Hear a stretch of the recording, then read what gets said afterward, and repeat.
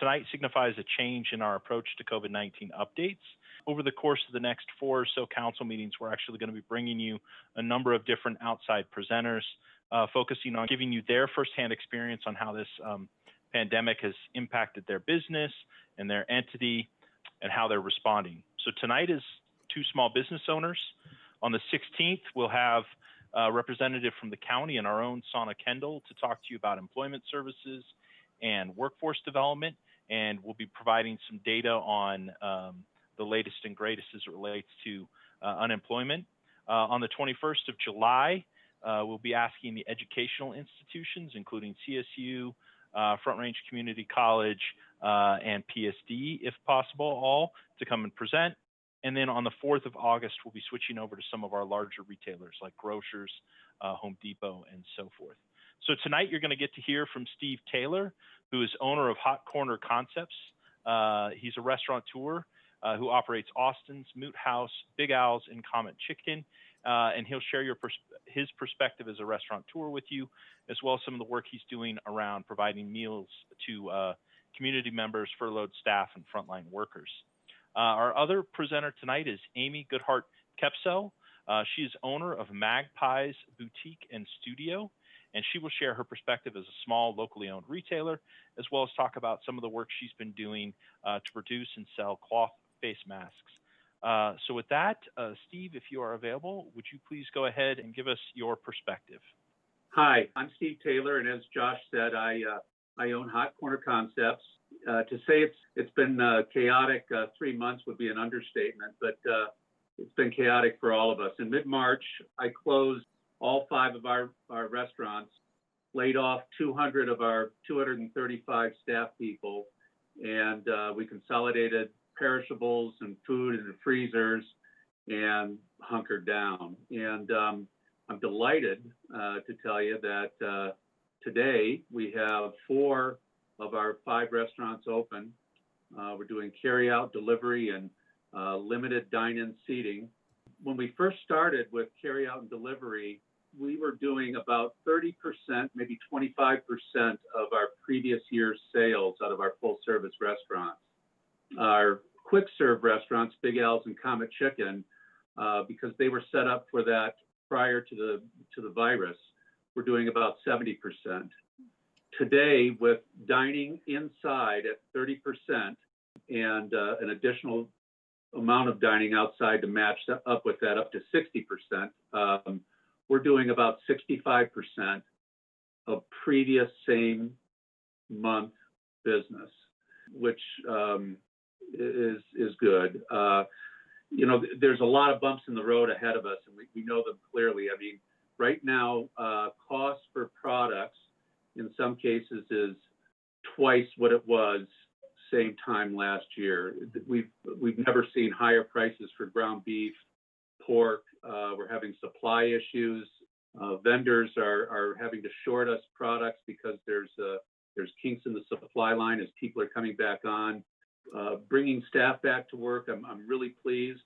Most of our employees have returned back to work. I think we have 35 or 40 more to bring on. Some will never return. They've left town, but most were ready to come back, and that was really terrific. It's going to be complex for a while. So a couple of things. Getting back to reopening at the full service was super challenging for us.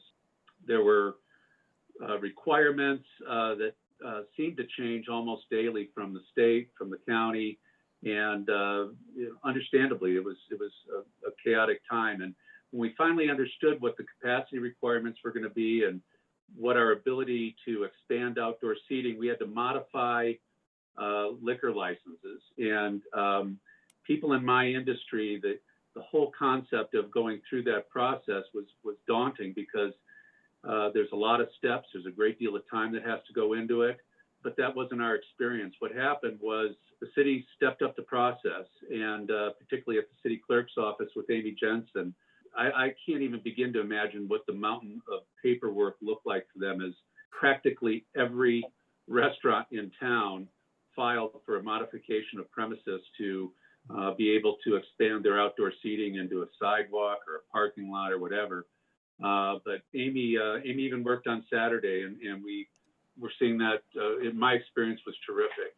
Downtown, obviously, I have restaurants downtown, and it's a whole separate set of challenges down there. And we had to get easements out, or be able to expand our seating out into the public area, the walkways. And again, something that typically would take a great deal of time and a lot of back and forth. And Chad Krager from engineering came out. He was meeting with restaurants face to face, working through it, standing right there in the sidewalk with me. It was it was really good. Matt Robinault from downtown stepped up in a big way. He's been playing the point person for ongoing discussions with the city and county as we walk through solutions and issues in front of us. The DBA stepped up supplying hand sanitizer to downtown businesses when supplies were practically non-existent. So, it's a work in progress. I would say the concerns for me, I don't feel qualified to speak to 4 other restaurateurs, but is how we progress through this and how we acknowledge that the conditions are changing, hopefully for the better, and we accommodate that by creating better capacity for the restaurants.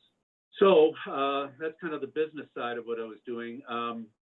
I mentioned earlier that I shut down my restaurants mid-November, and one of the interesting things about my business is when everybody comes to work that day, that's typically their meal for the day. So staff comes in early or they stay late, and that's when they eat. And when we closed that company down, I felt like I was taking meals off the table for staff. And so we moved our food to the Mood House restaurant, and consolidated perishables and food items there. And I told staff that we would feed them and their families while we waited to see what the future held for us. And it was well received. We were doing, we grew to about 250 meals a day where people come pick it up. And we found that it wasn't just the people that I furloughed that were coming in to take advantage of this. There were other people too.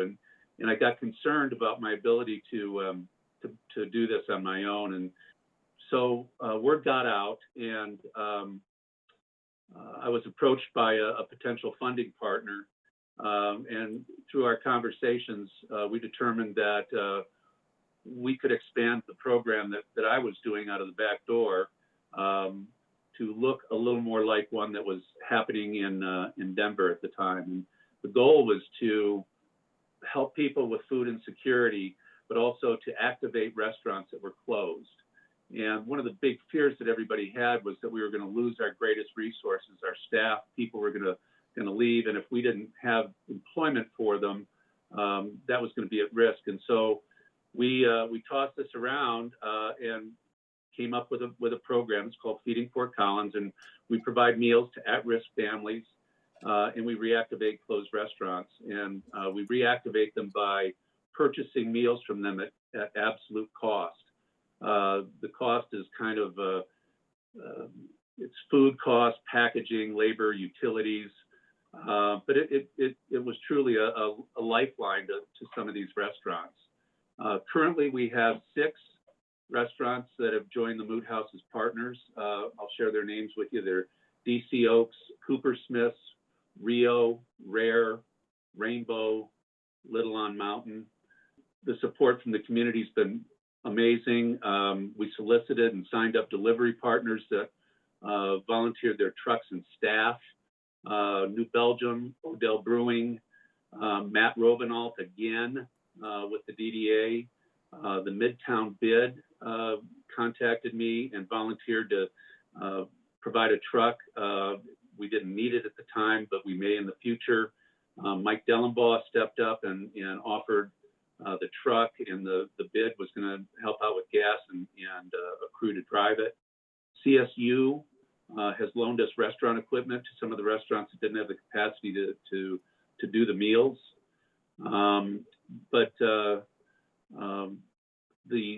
We distribute to an end place, and then we have Sarah Marinowitz from Bohemian has coordinated with the nonprofits, and they distribute it with volunteers. So I can't tell you how many people touch this program every day. It's staggering.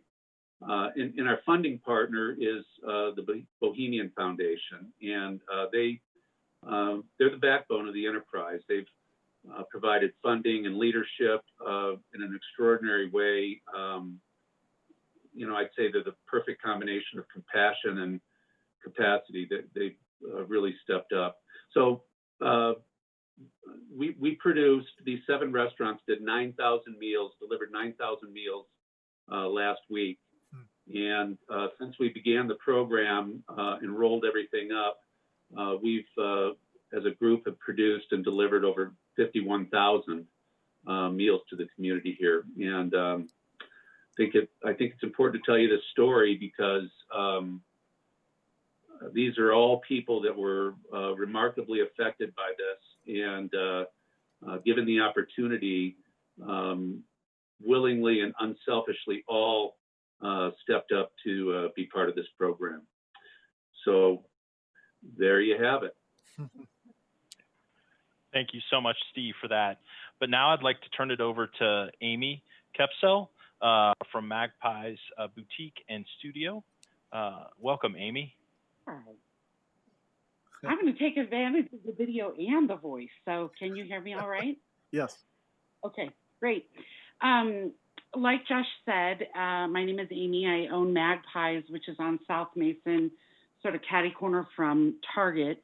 We have 3 areas of business. We have a retail section in front that's home decor and gifts, some local artists, some American made, some not. We have a middle section that is an art studio where we teach art classes to all different ages and do a lot of different community workshops.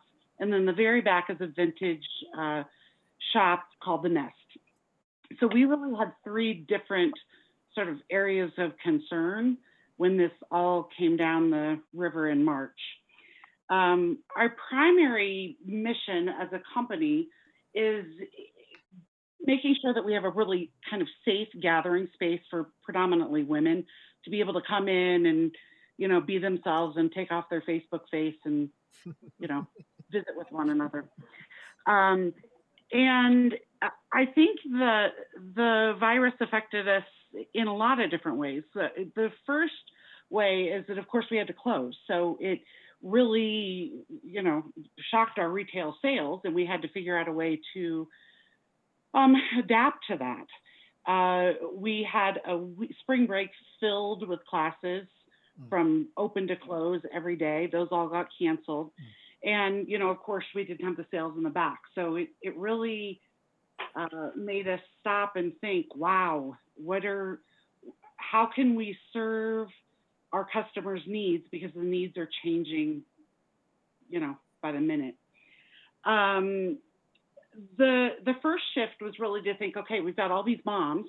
We've got all these moms with their kids, not only home on spring break, but home for quite a bit longer, trying to figure out how to teach their kids, work their work, be a mom, be a family. And so we took all the classes that we had for spring break and turned them into art kits.